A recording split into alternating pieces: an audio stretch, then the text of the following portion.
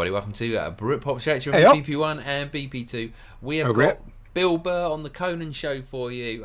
This was one that was suggested by the G-Man himself, Mr. Bowler, the legend, who follows us on the channel. Yep. Bill Burr's issues with the airline boarding process, which is quite apt because we both recently had to get on a plane to Spain. So let's see what he thinks of it, and compared to the US or to us. Yeah. Okay. All right, let's jump in. Always like a bit of in the Bill. last segment, there's a lot you get worked up about, and you've always been that way. I've known you a long time. You get worked up about stuff. Yes. You get happy. When he was 4, he was like, things were better when I was 3. World shit now. The heydays of my 2s. I don't know who this guy is. No. Guilty as charged. Yeah. So here's the thing. Are you, now that you're playing Madison Square Garden, you got all these fans, you're extremely successful comedian, are you able to enjoy your success now? Are you able to just have some fun with the fact that you're a success? Yes, I enjoy it, but I still, the bane of my existence is I let little things bother me.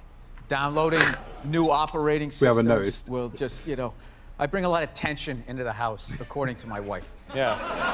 Yeah. One thing I've noticed, we're always working on me, Always working on me. Like, my wife is evidently some completed work, like under museum glass, and I'm like that building that has scaffolding around it for like 7 years.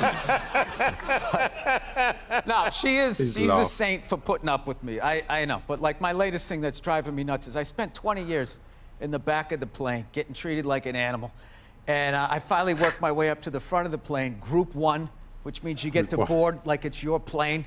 Right? You get to board. Yes. Yeah. You sit in a chair that's the size for a human being. There's a place for your bag. Yep. Right? You get a little hot towel and all that. And then the second I get that, all of a sudden now, there's like these 20 groups that are like pre-boarding now. Like half the plane qualifies, and they're getting on, and I just sit there just like losing my shit. It starts off like it's just like anybody in uniform, anybody in military. So it's like, all right. But after like the 20th guy, you just start being like, have you seen action? Are you on the front lines at least? Then it's anybody with kids, anybody with disabilities, and then just anybody with a red shirt. Hey, it's Tony Tuesday. Anybody named Anthony can get on. Dude, I sat one time, I saw this guy get on the plane. Okay, he wasn't in uniform. He didn't have kids. He had all his limbs. He wasn't limping. He didn't have a cough. He just walked on the plane. It's like, who the is that guy? Like, how did I get on before that guy? So... No, I always hated the anxiety of being in the back of the plane. I just remember, like, the worst is whenever you would get your seat and you'd sit there and they're about ready to close the door and you'd have that empty seat next to you. Like the poor man's first class. You're like, oh, shit, I'll bring the armrest up. I can actually be great. And then all of a sudden, some fat bastard gets on the plane and you're like, no. You're like Quint at the end of Jaws, like sliding down the phone. Right?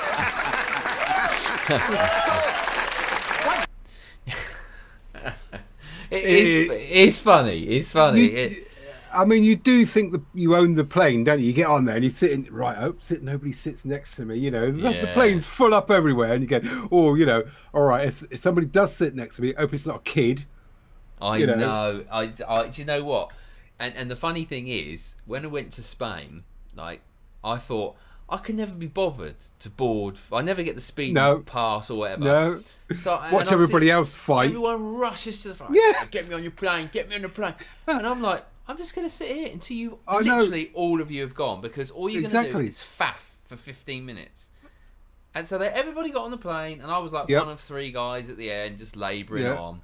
And I was that guy, unfortunately. It was the last seat on the plane at the back, 3 and 3. Right? Yeah. I had family here, this side, same family other side. My seat was on the end, and then I went. And they must have thought, oh yeah, great, we talk right the way across. No, I just come and sat, and I was like the thorn in the bush, mate. But they were just chatting across me. What can you do? Yeah, I know.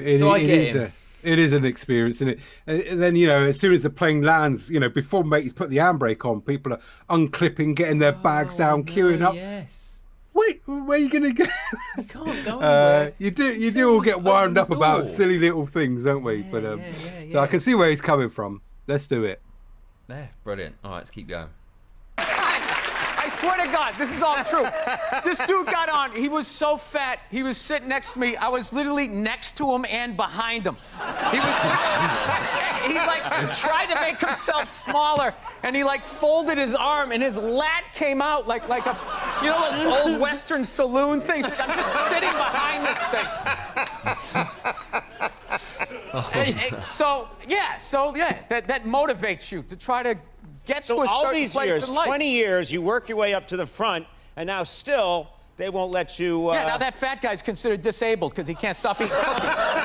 So he gets on. Look at me groaning. 90% of the world is starving to death. That guy. Eat a salad and get on the treadmill like the rest of us. We're all working out. What is the problem? Well, okay, what could you do? Could you do anything then? Could you get on the plane? Is there anything you could do that would Conan, get I imagine there's something that I could be doing. There's always something that I could be doing. That's what I've learned being married. You know, Right. well, you should have done it this way.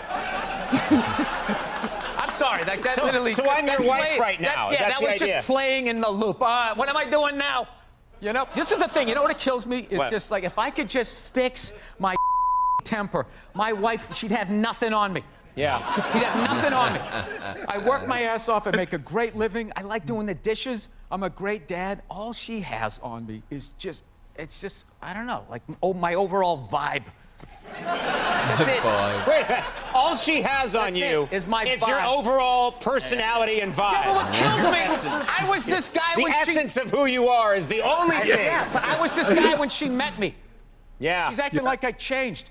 Yeah. I was always flipping out. Were you flipping out the day like when you met? Did you flip out? Did you really that early? Yeah, in the I remember. courtship? She told me to go see that movie Monster. Remember that movie with Charlize Theron? Yeah. Remember that? Yeah. Yeah. And everybody was saying how, oh my God, it was unbelievable. Like they literally blamed guys that she was a serial killer. Yeah. You know what I mean? Like when you saw the Jeffrey Dahmer movie, it wasn't like, somebody shoved a tuna fish sandwich up my ass, and I confused people with food, so they didn't make like a big excuse for him. You know? She was a psycho killing people, and she should have died. But I'm like watching it feeling guilt. Do they ever take responsibility for their actions? Even when they're murdering people, it's somehow our fault. It's unreal.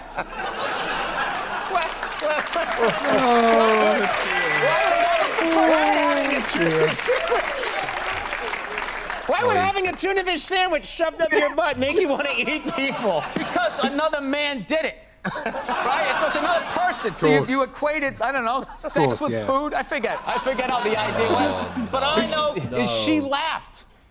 When I said it, she was dying laughing and kind of saw my point. And I always hate when she says to me, she'd just be like, I just don't see where is that coming from? Where is that coming from? It's just like, honey, how many childhood stories do I have to tell you before you follow the breadcrumbs to the psycho that you married? I mean, did you ever take a psychology class like you didn't see this coming? Right. That's what it is. It's not that she says that I'm a jerk. It's just the nerve to be surprised. Oh, he is funny. He's a total wired character, isn't he?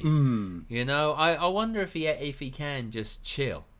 Yeah. You know, because I know he's being interviewed, but he's very much he's very passionate about everything, and he's very in it. You can see he's always in his head, talking. You see, he's not too observational about people around him or looking at Conan too well, and the guy that sat next to him just browsing. You can see he's constantly in his head, which is what he's like. So constantly on edge. He is funny. I mean, Conan's doing a good job as well of teeing him up on things, directing. Yeah. Like I say, and once he gets a little breadcrumb, he's off again, isn't he? So he is funny. We do enjoy him.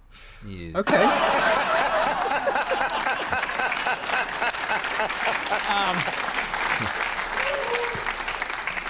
All right, I wish we had more time.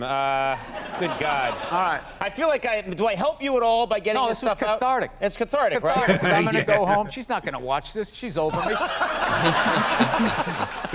I love it when a guest says, she's not going to watch No, this. she's not going to watch it. Yeah. Yeah. You can see Bill on his latest nationwide tour, 50. And he's starting to mellow, I swear to God. Yeah. I am. I'm getting the twinkle in my eye back. At the TD Garden in Boston on October 5th and Madison Square Garden, wow, on Wednesday, November 7th. Good one. Yeah, Unbelievable. Unbelievable. Yeah. For more cities and dates, Thank you. go to BillBurr.com. Bill Burr, we'll be right back with Gina Hoff. You support Burr. Yeah, interesting. Yeah, it's good. All right.